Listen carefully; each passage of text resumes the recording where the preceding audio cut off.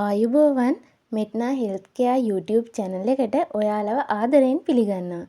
අද මම ඔයාලට කියලා දෙන්න යන්නේ ගොඩක් අයට වැදගත් වෙන ඖෂධයක් ගැන. ඒ තමයි ග්ලිසරයිල් ට්‍රයිනයිට්‍රේට්. මේ ග්ලිසරයිල් ට්‍රයිනයිට්‍රේට් අපි කෙටියෙන් හඳුන්වන්නේ GTN කියලා. මේ GTN කියන්නේ ජීවිතාරක්ෂක ඖෂධයක්. මේවා පෙති වශයෙන්, ට්‍රාන්ස්ඩර්මල් පැචස්, ඒ කියන්නේ ප්ලාස්ටර් එකක් වශයෙන්, එයරසෝල් ස්ප්‍රේ එකක් වශයෙන්, IV ඉන්ෆියුෂන් වශයෙන් පවතිනවා. හැබැයි පෙති වශයෙන් තමයි බහුලව භාවිතා කරන්නේ. ගොඩක් අය දන්නේ පපුවේ කැක්කුමට දිවයට තියාගන්න පෙති කියලා. පපුවේ දැඩි වේදනාවක් ආවම තමයි මේ පෙති භාවිතා කරන්නේ. අපිට මේ පෙති හිතුමනාපෙට පාවිච්චි කරන්න බෑ. මේ GTN පෙති භාවිතා කරන්න ඕනේ වෛද්‍ය නිර්දේශයක් මත.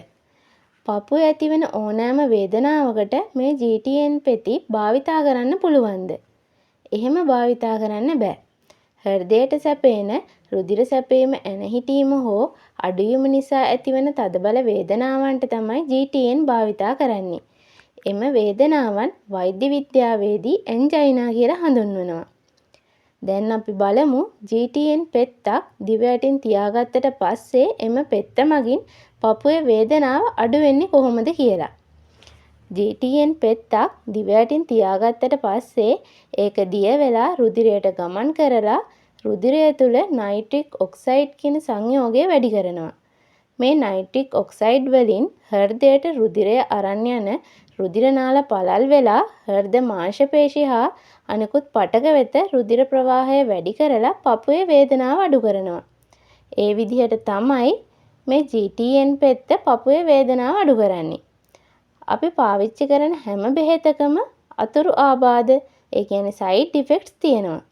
ඒ වගේම GTN වලත් අතුරු ආබාධ තිබෙනවා. ඒවා තමයි රුධිර නාල විශාල වීම නිසා රුධිර පීඩනය අඩු වෙන්න පුළුවන්. ඒ වගේම හෘද ස්පන්දන වෙන වේගය වැඩි වෙන්න පුළුවන්. ඒ කියන්නේ ටැකිකාඩියා තත්ත්වයක් ඇති වෙන්න පුළුවන්.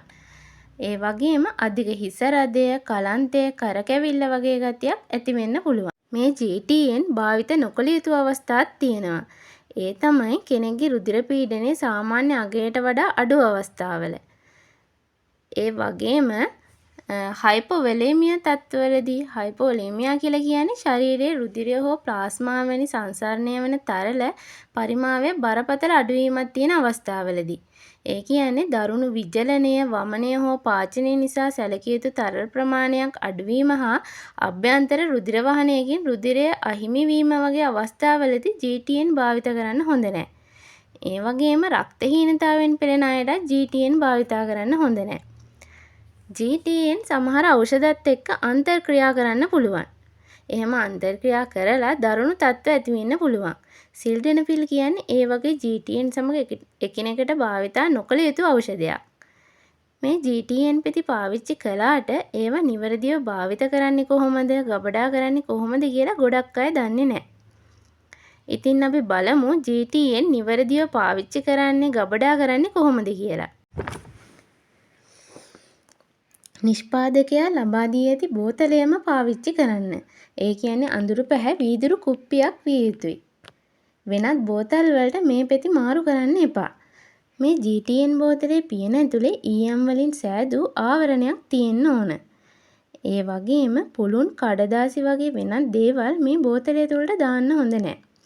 මේ බෝතලය වරක් විවෘත කළාට පස්සේ යලි පෙති භාවිතා කළත් නොකළත් සති 8කට පස්සේ මේ පෙති ඉවත් කරලා අලුත් පෙති ලබා ගන්න ඕන. මේ පෙත්ත දිවයට තියාගන්න ඕනේ ඉඳගෙන හරි උඩු අතට හාන්සි වෙලා හරි ඉන්නකොට. සිටගෙන සිටින අවස්ථාවලදී මේ පෙති දිවයට තියාගන්න හොඳ නැහැ. ඒ වගේම පපුවේ තද කැක්කුමක් ආවම GTN පෙත්තක් දිව යටින් තියාගන්න ඕන. ඒත් පපුවේ වේදනාව අඩු වුණේ නැත්නම් විනාඩි 5කට පස්සේ දෙවෙනි පෙත්ත දිව යටින් තියාගන්න. ඒත් අඩු වුණේ නැත්නම් තවත් විනාඩි 5කට පස්සේ තුන්වෙනි පෙත්ත තියාගෙන හොස්පිටල් එකකට යන්න ඕන. මෙන්න මේ කරුණු තමයි GTN ගැන අපි දැනගන්න ඕනේ. ඉතින් මම හිතනවා GTN ගැන ගොඩක් වැදගත් තොරතුරු රැසක් ඔයාලා දැනගන්න ඇති කියලා. මේ වගේ තවත් වටින වීඩියෝ එකකින් ආයෙ අපි හමු වෙමු. ඔයාලට නිරෝගී දිවියක් ප්‍රාර්ථනා කරනවා.